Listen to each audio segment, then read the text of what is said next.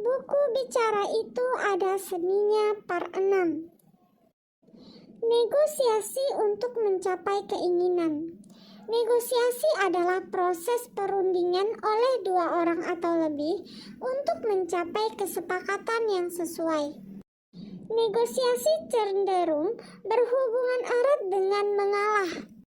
Contohnya, dalam transaksi pembelian barang, konsumen cenderung ingin membeli barang dengan harga yang murah, sedangkan produsen ingin menjual barang mereka dengan harga yang mahal. Dalam transaksi ini, konsumen dan produsen mempunyai dua tujuan yang berbeda.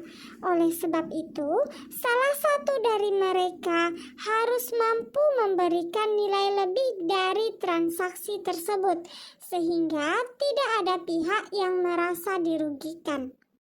Contohnya bagaimana? Contohnya, dengan perbedaan pengharapan dari dua tujuan yang berbeda tadi, harga barang bisa diturunkan, tapi konsumen harus berjanji untuk mempromosikan barang tersebut kepada orang lain.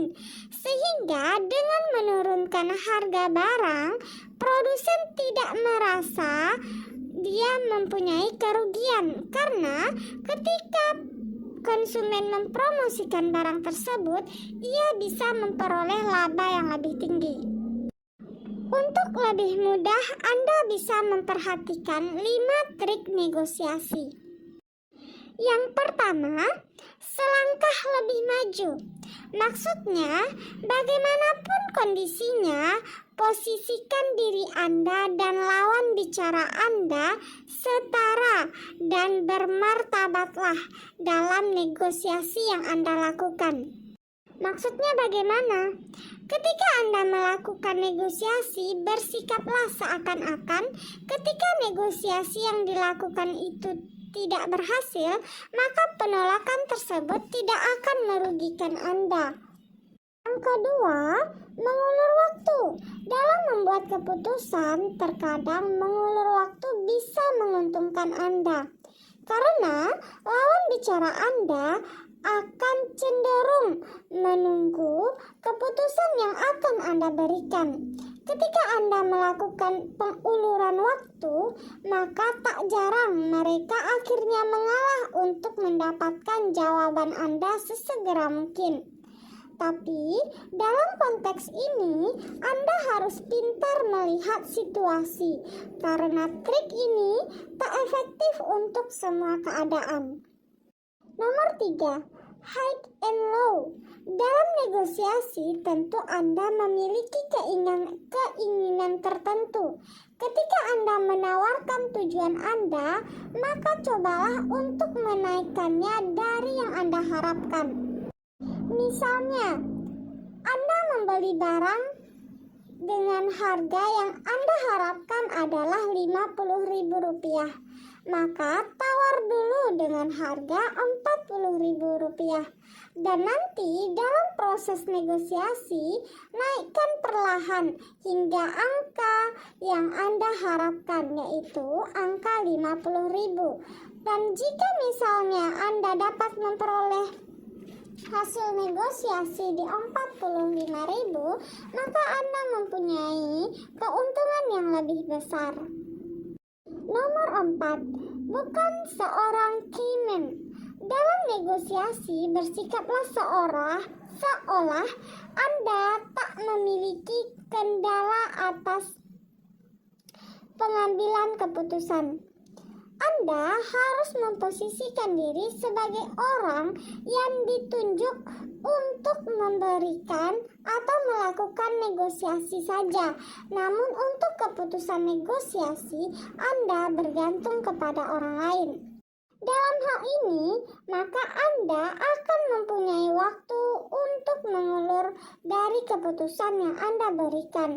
Dan kemudian, dengan Anda bersikap seolah Anda bukan keyman, Anda akan mampu mempunyai atau memberikan syarat-syarat yang menguntungkan untuk lawan bicara Anda.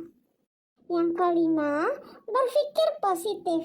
Jika negosiasi Anda tak memberikan ekspektasi maksimal, seperti keinginan Anda yang membeli barang dengan harga 50.000 dan ternyata hasil negosiasi Anda hanya 55.000 dari harga awal, yaitu 80.000, maka sadarlah hal ini tetap lebih baik daripada Anda belum melakukan negosiasi.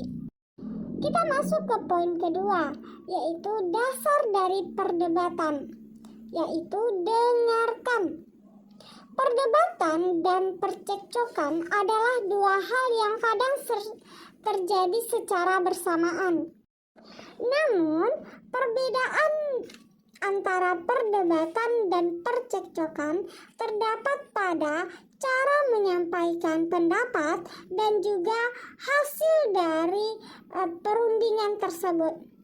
Kalau misalnya perdebatan, di ujung perundingan tersebut kita dapat mengetahui pendapat mana yang lebih masuk akal untuk dipercayai atau diambil.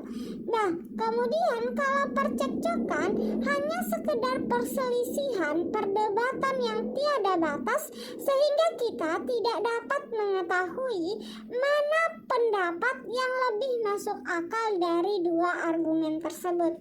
Untuk memenangkan sebuah perdebatan, Anda hanya perlu mendengarkan argumen lawan Anda dan kemudian menggali titik kekeliruan dari pendapat mereka.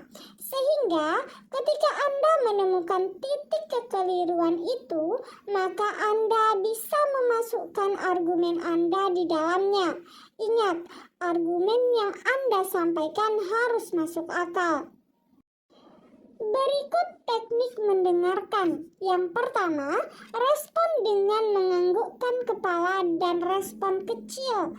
Yang kedua, dengar hingga selesai, kecuali pembicaraan Anda melenceng dari topik pembahasan awal. Yang ketiga, simpulkan. Simpulkan apa yang dijelaskan oleh lawan bicara Anda dan kemudian baru sampaikan pertanyaan, sehingga pertanyaan Anda lebih terarah. Nomor 4, gunakan kalimat ulangan.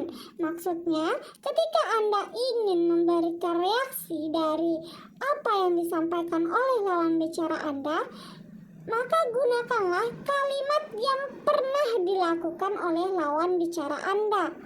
Sekian, terima kasih.